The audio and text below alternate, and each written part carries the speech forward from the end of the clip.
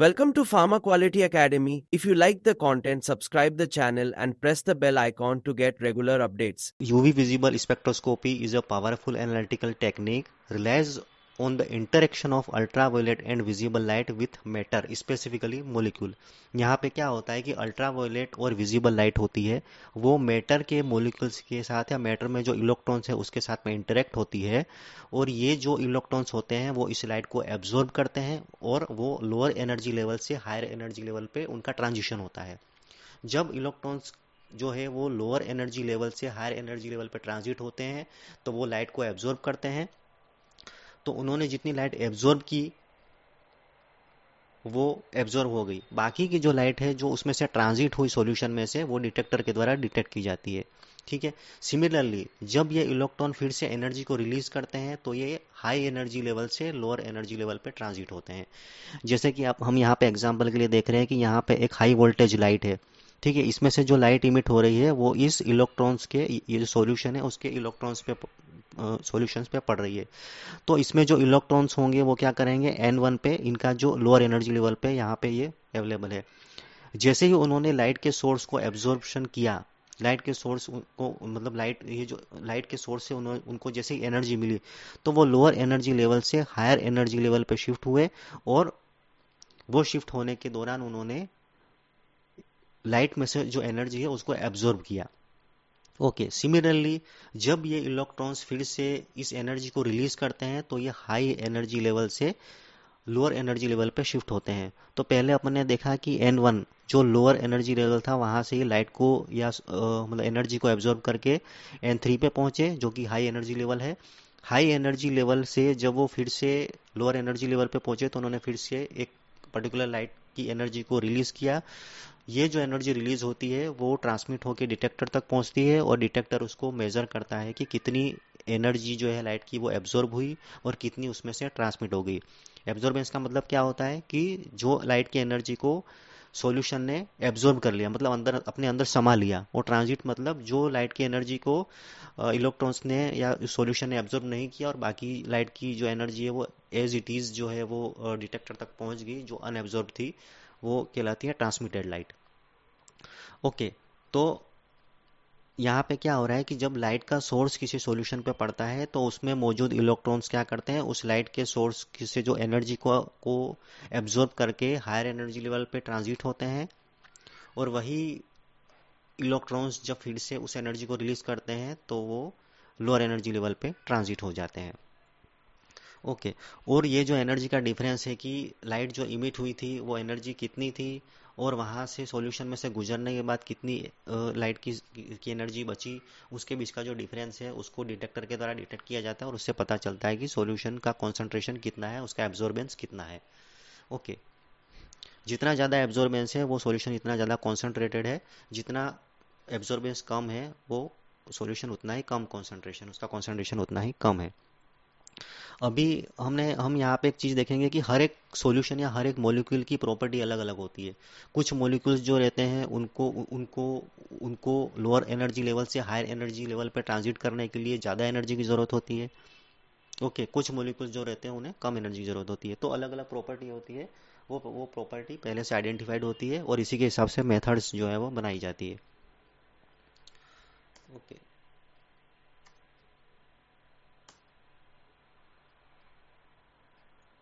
अभी हम अगली साइड में देखते हैं Beer Lambert law. Beer Lambert एक साइंटिस्ट का नाम है जिन्होंने यूवी स्पेक्ट्रोस्कोपी के प्रिंसिपल को आइडेंटिफाई किया था। क्या कहना है बियर लैम्बर्ट्स लो का, the absorbance of a light absorbing material is a directly proportional to its concentration in solution and the path length through which the light travels. यहाँ पे आप देख रहे हैं एक लाइट का सोर्स जो है इस सॉल्यूशन से ट्रेवल हो रहा है।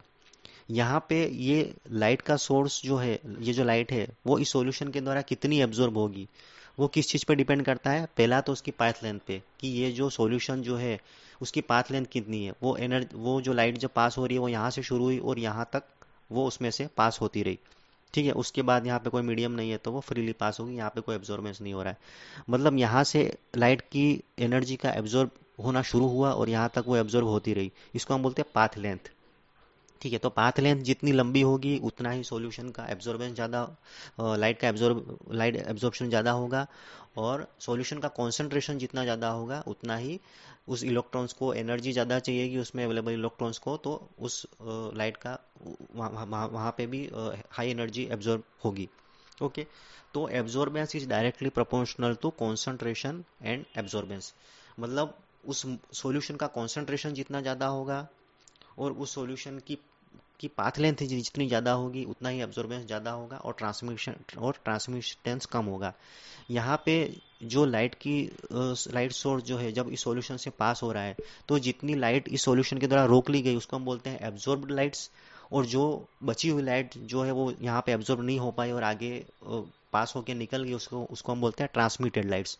ये जो ट्रांसमिटेड लाइट्स जो है, ट्रांसमिटेड बीम्स जो है, वो डिटेक्टर के द्वारा डिटेक्ट की जाती है और पता लगाता है कि कितनी लाइट एब्जॉर्ब हुई और कितना लाइट उसमें से ट्रांसमिट हो गई। ओके, तो absorbance of a light absorbing material, light absorbing material कौन सा है यहाँ पे? ये जो सॉल्यूशन में जो इलेक्ट्रॉन्स है, जो मॉलिक्यूल्स है, वो लाइट एब्जॉर्बिंग मटेरियल है। ठीक है, वो सॉल्यूशन के कॉन्सेंट्रेशन और उसके पाथ लेंथ के डायरेक्टली प्रोपोर्शनल होता है। जितना ज़्यादा एब्जॉर्बेंस उतना ज़्यादा जितना ज़्यादा एब्जॉर्बेंस, मतलब एब्जॉर्बेंस, सॉरी, कॉन्सेंट्रेशन और पाथ लेंथ जितनी ज़्यादा उतना ही ज़्यादा एब्जॉर्बेंस। ओके, अभी यहाँ पे हम एक एग्जांपल देख रहे हैं। यहाँ पे एक क्वार्ट्ज की क्यूवेट है। क्यूवेट मतलब ये एक सैंपल होल्डर है जिसमें से इंसिडेंट हुई, मतलब लाइट जो है वो पास हो रही है। तो पहले लाइट की इंटेंसिटी आप डार्क लाइन से देख रहे हो कि इसकी इंटेंसिटी ज़्यादा थी, लेकिन जैसे ही ये लाइट इस सॉल्यूशन में से पास हुई तो कुछ लाइट जो है वो इस सॉल्यूशन के द्वारा एब्जॉर्ब कर ली गई, और बाकी की जो लाइट है वो यहाँ से ट्रांसमिट होकर डिटेक्टर तक चली गई। मतलब ट्रांसमिटेड लाइट जो है वो कम हो गई, ये जो लाइट की जो एनर्जी है वो कम हो गई, जिसकी वजह से यहाँ पे ये लाइट लाइट एरो में दिखाई गई है, लाइट कलर के एरो से दिखाई गई है। ठीक है, अभी यहाँ पे पाथ लेंथ जो है वो यूवी स्पेक्ट्रोस्कोपी में फिक्स होती है। यहाँ पे 1 सेंटीमीटर स्क्वायर की क्यूवेट की क्वार्ट्ज की क्यूवेट होती है, जिसकी विड्थ जो है वो फिक्स होती है, 1 सेंटीमीटर की फिक्स होती है। मतलब कहीं कहीं भी लाइट का जो, मतलब जो पाथ लेंथ फिक्स होगी, तो पाथ लेंथ को बाय डिफॉल्ट 1 सेंटीमीटर फिक्स रखा जाता है, लेकिन सॉल्यूशन का कॉन्सेंट्रेशन चेंज होता है। मतलब जितना जितना कॉन्सेंट्रेशन बढ़ता जाएगा लाइट का एब्जॉर्बेंस उतना ही बढ़ता जाएगा, कॉन्सेंट्रेशन सॉल्यूशन का जितना कम उतना ही लाइट का एब्जॉर्बेंस कम। ओके, अभी हम यहाँ पे यूवी स्पेक्ट्रोफोटोमीटर जनरली दो टाइप के होते हैं। एक सिंगल बीम स्पेक्ट्रोफोटोमीटर होता है, दूसरा है double beam spectrophotometer. Single beam spectrophotometer में क्या होता है कि उसमें सिर्फ एक ही सैंपल जिसका हमें एब्जॉर्बेंस मेजर करना है वही रखा जाता है।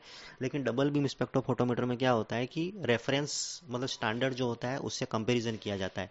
एक नॉन कॉन्सेंट्रेशन का सैंपल, एक नॉन कॉन्सेंट्रेशन का रेफरेंस सॉल्यूशन बनाया जाता है, और दूसरा सैंपल का जो एब्जॉर्बेंस है उस फिक्स कंसंट्रेशन के सॉल्यूशन से कंपेयर किया जाता है, और उससे उसका मतलब एक्चुअल कंसंट्रेशन जो है वो डिटरमाइन किया जाता है। तो यहाँ पे हम एक एज्यूम कर लेते हैं। सबसे पहले क्या होता है, लाइट सोर्स होता है। लाइट सोर्स जो है वो जनरली 3 टाइप का होता है: ड्यूटेरियम लैंप, टंगस्टन लैंप, और तीसरा होता है जेनॉन आर्क लैंप। जो ड्यूटेरियम लैंप होता है उसकी, वो जनरली यूवी लाइट के लिए यूज़ किया जाता है। वो सिर्फ यूवी लाइट को इमिट करता है। यूवी लाइट की वेवलेंथ कहाँ से कहाँ तक होती है? 180 नैनोमीटर से लेके 320 नैनोमीटर तक होती है। ओके, 180 नैनोमीटर से लेके 320 नैनोमीटर तक की जो वेवलेंथ होती है वो यूवी की होती है, जो कि ड्यूटेरियम लैंप अचीव करता है। टंगस्टन लैंप जो होता है वो 320 से लेके और 800 नैनोमीटर तक की, जो कि जिसे हम विजिबल लाइट भी बोलते हैं। तो विजिबल लाइट की वेवलेंथ कौन कौन मतलब कहाँ से कहाँ तक होती है? 320 नैनोमीटर से लेके 800 नैनोमीटर तक की, वो हमें टंगस्टन लैंप से अचीव होती है। और उसके ऊपर की जितनी भी वेवलेंथ होती है, मतलब 800 से लेके 1100 नैनोमीटर तक, उसको हम बोलते हैं इंफ्रारेड रेज। ओके, तो यूवी यूवी लाइट की रेंज कहाँ से कहाँ तक होती है? 180 नैनोमीटर से लेके 320 नैनोमीटर, उसके बाद आता है विजिबल लाइट जो कि 320 नैनोमीटर से लेके 800 नैनोमीटर तक होती है, और उसके ऊपर जो होता है मतलब 800 नैनोमीटर से लेके 1100 नैनोमीटर तक वो होती है आईआर। तो यहाँ पे जनरली तीन टाइप के लाइट सोर्स यूज होता है। पहला है ड्यूटेरियम लैम्प, दूसरा है टंगस्टन लैम्प, और तीसरा है जेनॉन आर्क लैम्प। ठीक है, जेनॉन आर्क लैम्प जो होता है वो 180 नैनोमीटर से लेके और 1100 नैनोमीटर तक की सारी लाइट को इमिट करने की कैपेबिलिटी रखता है। तो जहाँ पे हमें यूवी और विजिबल और आईआर रेड तीनों रेंज का चाहिए, वहाँ पे हम जेनॉन आर्क लैम्प का यूज़ करते हैं। ठीक है, तो यहाँ पे जो लाइट यहाँ से लाइट इमिट हो रही है ये कोलीमीटर पे जाते हैं। कोलीमीटर क्या है? Collimator is nothing but this is a lens. ये लेंस क्या करता है कि इस लाइट के सोर्स से जो लाइट इमिट होती है वो पैरेलल बीम में मतलब पैरेलल नहीं होती है, तो ये लेंस क्या करता है इस लाइट को स्ट्रीमलाइन करके एक पैरेलल बीम में कन्वर्ट कर देता है। ठीक है, ये लाइट जो स्प्रेड पूरी तरीके से चारों तरफ से स्प्रेड होती है, ठीक है, तो वो उस लाइट को क्या करता है कॉन्सेंट्रेट करके एक पैरेलल लाइन में स्ट्रीमलाइन कर देता है, पैरेलल बीम में स्ट्रीमलाइन कर देता है। ठीक है, तो ये काम होता है इस collimator. Collimator is nothing but a lens. ठीक है, जब ये जो स्ट्रीमलाइंड बीम होती है वो डायफ्राम से जाके टकराती है। ये डायफ्राम क्या करता है कि अनवांटेड लाइट जो है उसको वो रोक देता है, और जितनी लाइट की इंटेंसिटी की जितनी जरूरत है उस लाइट को मोनोक्रोमेटर पे पास होने देता है। ठीक है, यहाँ पे लाइट की एक्चुअल में इस इंस्ट्रूमेंट में सैंपल के मेजरमेंट के लिए जितनी लाइट की एनर्जी की जरूरत है या जितनी लाइट की इंटेंसिटी की जरूरत है उतनी ही लाइट की को वो पास होने देता है, बाकी लाइट को वो रोक लेता है। ये होता है डायफ्राम का काम। ठीक है, फिर क्या होता है ये डायफ्राम जो है वो मोनोक्रोमेटर इज जो है वो क्वार्ट्ज का बना होता है या फिर सिलिका का बना होता है। ठीक है, तो मोनोक्रोमेटर जो है वो क्वार्ट्ज या सिलिका का बना होता है। वो क्या करता है जब ये लाइट मोनोक्रोमेटर पे पड़ती है तो यहाँ पे सपोज करो कि यूवी लाइट है, तो यूवी लाइट में जो वेवलेंथ है वो 180 नैनोमीटर से लेके 320 नैनोमीटर तक की सारी लाइट्स उसमें से मतलब इमिट हो रही है लाइट सोर्स में से। लेकिन मोनोक्रोमेटर क्या करता है कि वो सारी लाइट को अलग अलग वो डिफरेंशिएट कर देता है। मतलब यहाँ पे अलग अलग लाइट के हिसाब से यहाँ पे सारी लाइट को उसने स्प्रेड कर दिया, मतलब आइडेंटिफाई करके सेपरेट कर दिया। तो मोनोक्रोमेटर जो होता है वो सारी अलग अलग वेवलेंथ की लाइट को उसको सेपरेट करता है। ये सेपरेटेड लाइट जो है स्प्लिटर के पास में जाती है, इसको हम बोलते हैं स्लिट। ठीक है, ये डायफ्राम जो होता है उसको हम एंट्री स्लिट बोलते हैं जो अनवांटेड लाइट को रोकता है, और ये वेवलेंथ सिलेक्टर जो है वो एग्जिट स्लिट होता है। ठीक है, सब तो सपोज करो हमने यूवी इंस्ट्रूमेंट की मेथड में हमने सिलेक्ट किया है कि मुझे इसका 320 नैनोमीटर पे ही इस सॉल्यूशन का एब्जॉर्बेंस मेजर करना है। तो ये एग्जिट स्लिट या वेवलेंथ सिलेक्टर क्या करेगा कि 320 नैनोमीटर की लाइट को ही उसमें से पास होने देगा, बाकी सारी लाइट्स को वो वहीं पे रोक लेगा। ठीक है, तो पर्टिकुलर वेवलेंथ की लाइट ही जो है वो इस स्लिट में से पास होती है, बाकी सारी लाइट्स रुक जाती है। ओके, उसके बाद क्या होता है ये जो लाइट है वो सैंपल होल्डर पे जाती है। इस सैंपल होल्डर में हमारा सैंपल का सॉल्यूशन भरा हुआ है। ये सैंपल होल्डर जो है वो जनरली क्वार्ट्ज का बना होता है, जिसकी जो विड्थ जो होती है वो 1 सेंटीमीटर स्क्वायर की होती है, मतलब स्क्वायर में होती है। 1 सेंटीमीटर स्क्वायर इसका जो एरिया होता है। ठीक है, अभी ये 320 नैनोमीटर की जो लाइट इसमें से पास हुई तो पर्टिकुलर लाइट जो है इस सॉल्यूशन में एब्जॉर्ब हो गई, और बाकी की बची हुई जो लाइट है वो यहाँ से ट्रांसमिट होके डिटेक्टर पे जाती है। ये जो फोटो सेल डिटेक्टर है वो इस ट्रांसमिटेड लाइट को डिटेक्ट करता है। ठीक है, और उसको डिटेक्ट करके उसके हिसाब से रिजल्ट देता है या ग्राफ जनरेट करता है, जिससे हमें पता चलता है कि ये सॉल्यूशन ने कितनी लाइट को एब्जॉर्ब किया, इसका एब्जॉर्बेंस कितना है। उस एब्जॉर्बेंस के हिसाब से कैलकुलेशन करके इसका सैंपल का कॉन्सेंट्रेशन निकाला जाता है। ठीक है, तो ये था सिंगल बीम स्पेक्ट्रोफोटोमीटर, जिसमें सिर्फ एक ही सैंपल होल्डर होता है और उसमें से ही लाइट पास होती है। दूसरा हम देखते हैं कि जहाँ पे दो सैंपल होल्डर बोलते हैं, तो यह है डबल बीम स्पेक्ट्रोफोटोमीटर। यहाँ पे भी पूरा प्रिंसिपल सेम ही है, सिर्फ यहाँ पे डिफरेंस इतना ही है कि यहाँ पे सैंपल और रेफरेंस सेल दोनों के लिए जगह होती है। ठीक है, यहाँ पे रेफरेंस सॉल्यूशन क्या होता है कि वो पहले से एक नॉन कॉन्सेंट्रेशन का सॉल्यूशन होता है। ठीक है, लेकिन हमारे सैंपल का सॉल्यूशन हमें का जो कॉन्सेंट्रेशन है वो हमें पता नहीं होता है। रेफरेंस सॉल्यूशन जो होता है उसका कॉन्सेंट्रेशन हमें पहले से पता होता है। सपोज करो हमें ऐसा लगता है कि हमारे सैंपल का कॉन्सेंट्रेशन 10 mg/ml होगा, तो हम एक रेफरेंस सॉल्यूशन बनाएंगे। 10 mg/ml का सॉल्यूशन का हमने रेफरेंस सॉल्यूशन बनाया। ओके, तो अभी हमने जो सैंपल का सॉल्यूशन बनाया उसमें एक्चुअल में 10 mg/ml का बना है या नहीं बना है वो रेफरेंस साइड से मतलब कंपेयर किया जाता है। ठीक है, तो यहाँ पे भी सेम है, लाइट का सोर्स जो है वो सबसे पहले एंट्री स्लिट पे जा रहा है, ठीक है। उसके बाद में ये मोनोक्रोमेटर पे जाता है। मोनोक्रोमेटर क्या करता है कि इस सारी वेवलेंथ की लाइट को अलग अलग डिफरेंशिएट कर देता है, उसको स्प्रेड कर देता है। फिर जो पर्टिकुलर वेवलेंथ की जो लाइट है वो इसमें से स्लिट में से पास होती है। फिर यहाँ पे एक बीम स्प्लिटर होता है। बीम स्प्लिटर क्या करता है कि इस लाइट को इक्वली डिस्ट्रीब्यूट कर देता है, ठीक है। एक लाइट जो है वो रेफरेंस साइड में से जाती है और दूसरी जो है वो सैंपल में से पास होती है, ठीक है। रेफरेंस में से जो लाइट पास होती है उसमें रेफरेंस सॉल्यूशन कुछ लाइट को एब्जॉर्ब कर लेता है, यहाँ पे सैंपल सॉल्यूशन कुछ लाइट को एब्जॉर्ब कर लेता है।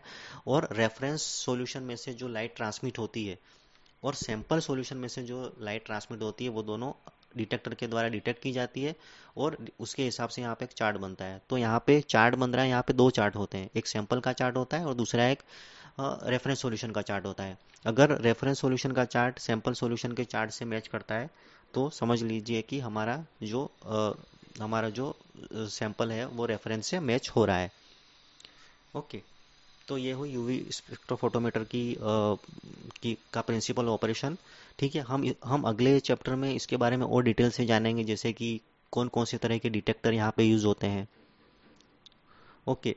कौन कौन सी लाइट भी हमने देखी उसके बारे में भी हम और डिटेल से जानेंगे, ठीक है। डिटेक्टर के बारे में अच्छे से जानेंगे। तो अभी तक के लिए यहाँ पे आपको इसमें कोई भी डाउट हो तो मुझे आप फ्रीली क्वेश्चन मतलब कमेंट बॉक्स में पूछ सकते हैं।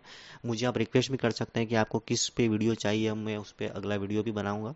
Okay, thank you.